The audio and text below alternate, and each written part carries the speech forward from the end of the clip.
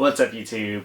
So apparently Adidas made this sneaker right here, which at first glance looks like an Ultraboost, but it's actually not. This model is called the UBounce DNA, and I got these in the shadow red colorway.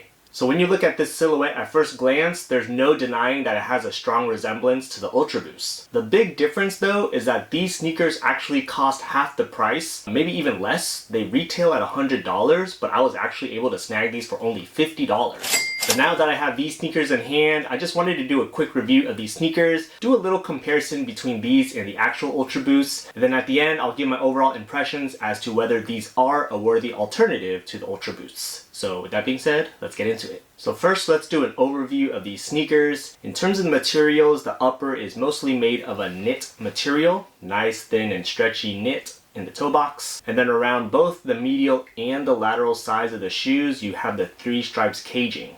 Towards the rear foot of the shoe, you have this white heel cup that gives you that rear foot stability. In terms of the midsole technology, it is equipped with the Bounce midsole technology.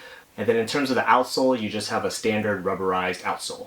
These shoes in particular only came with one pair of laces, which is the shadow red laces to match the upper. And really there's no other special noteworthy aspects about the packaging or the product. You just got your box and the shoes, and that's it.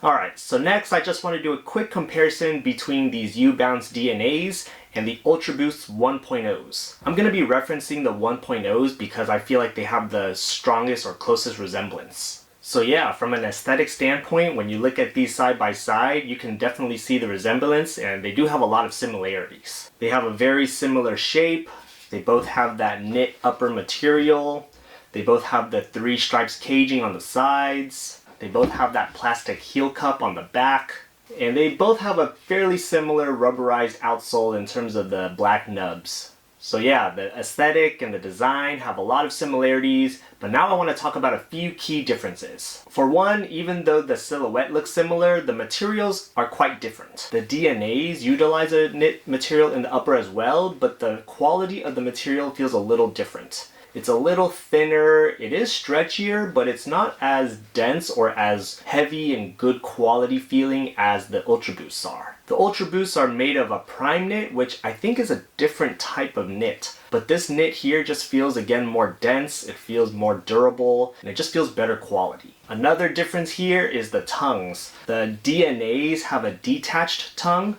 whereas the Ultraboosts have that sock-like booty ankle collar, so the tongue is basically meshed in with the ankle collar. Depending on what your preferences are, I kind of like the detached tongue because it does allow for a little more customizable fit. The next difference worth mentioning, and this is probably the hallmark difference between these two, are the midsole technologies. The DNAs utilize a bounce technology on the midsole, whereas the Ultraboosts, of course, is made of the classic boost material. Personally, I have no complaints about the Bounce midsole.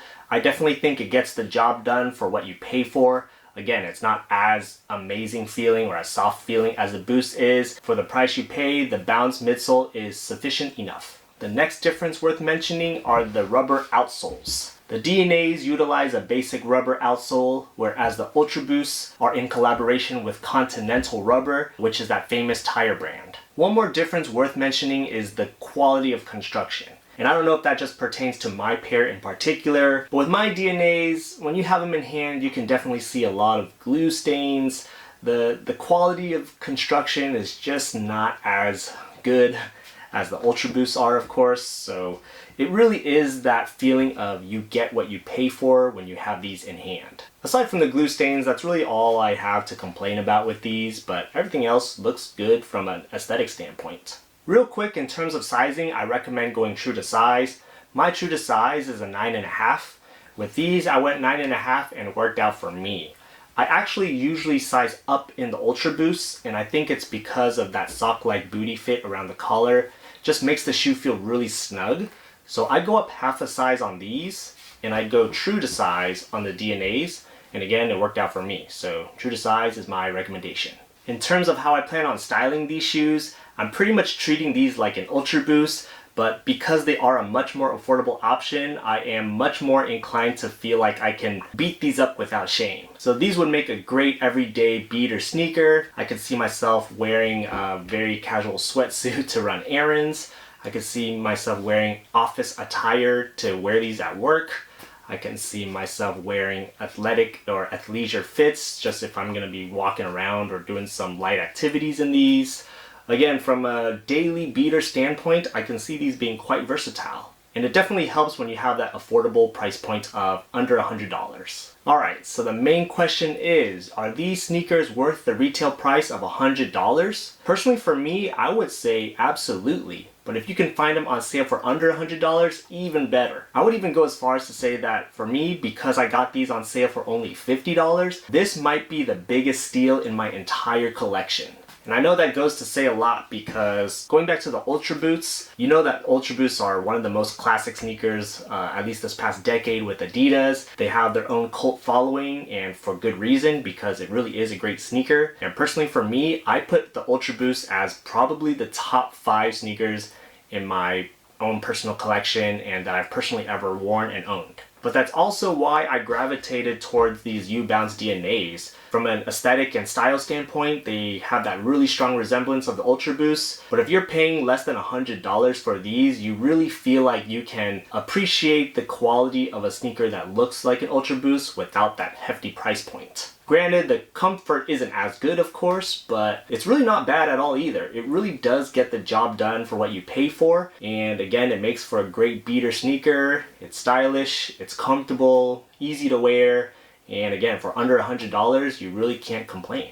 So I'd love to hear your thoughts in the comments below. Have you ever even heard of this model? And if so, what do you think about it? Do you think they're just a ripoff and a dupe of the Ultraboosts? Or do you feel like it's fair game for Adidas to make their own duped versions of their popular models? I'd love to hear your thoughts, so sound off in the comments below. If you made it this far in the video, please do me a huge favor, hit that like button, it'll help me out a lot, and consider subscribing for more content on style, sneakers, and science.